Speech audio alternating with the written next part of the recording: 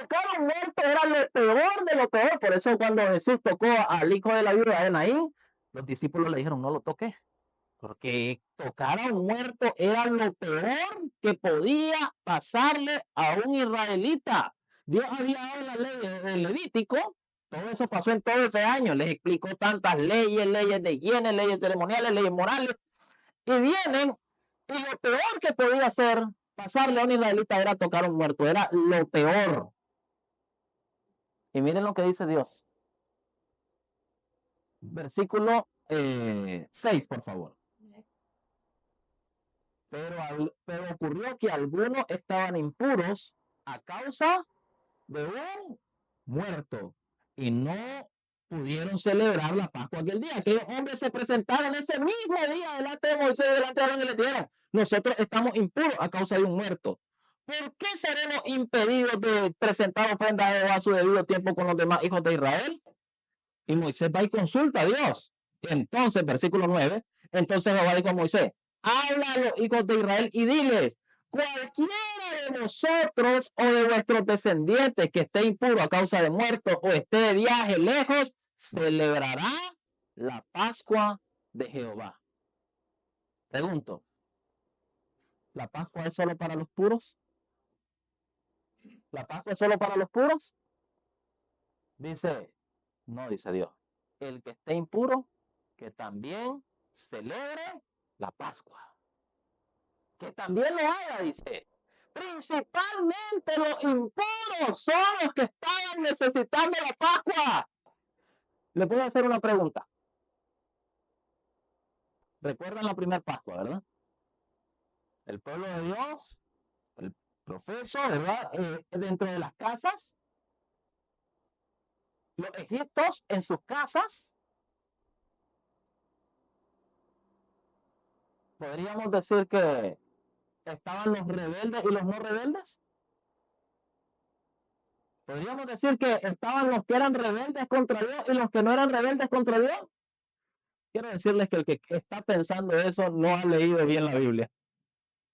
No ha leído bien la Biblia. Los egipcios, eran rebeldes contra Dios. ¿Verdad que sí? ¿Y el pueblo de Israel era rebelde contra Dios?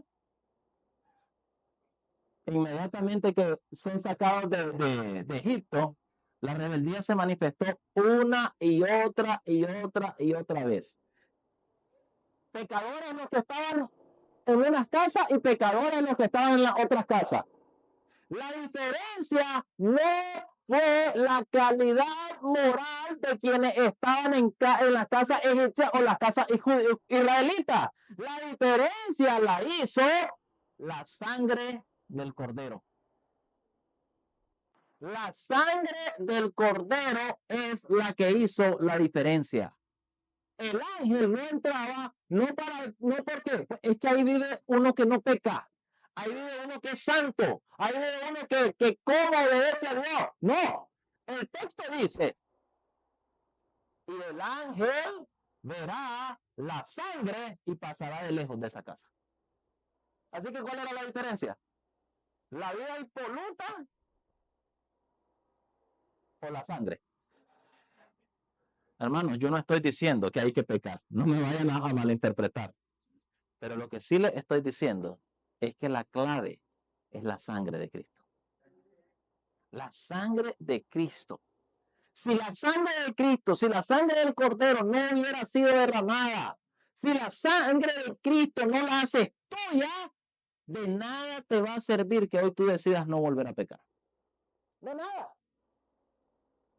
Lo que hizo la diferencia fue la sangre. Lo que el ángel pasaba viendo no es, bueno, este de esta etnia, este de otra etnia, así que a este sí mato, a este no mato. Lo que hizo la diferencia no es que el ángel dijera, bueno, a ver, en esta casa vive Julio, miremos cómo vive, vive mal, entonces aquí sí hay que matar. En esta casa vive José, no sé, cualquier nombre, y reviso, no, en esta casa sí se porta bien, entonces aquí no hay que matar. ¿Fue eso lo que hizo el ángel? El ángel dijo, ahí está la sangre del cordero. Ahí no mato.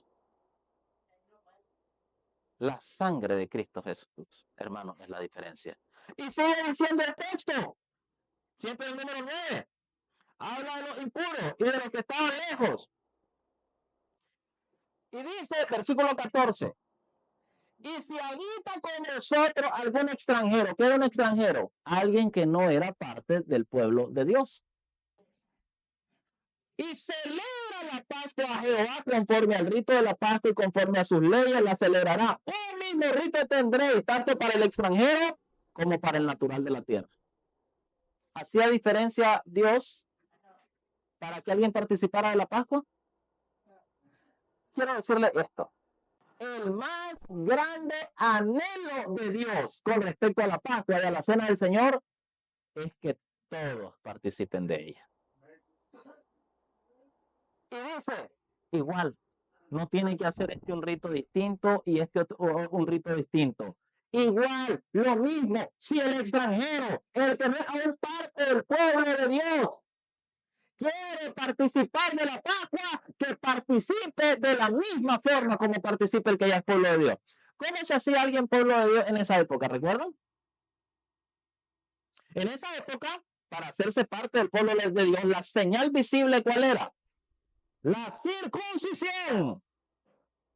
Pero dice, no les dice, vayan a circuncidarse primero antes de hacer parte. Ustedes son extranjeros, pero vengan y participen de la Pascua.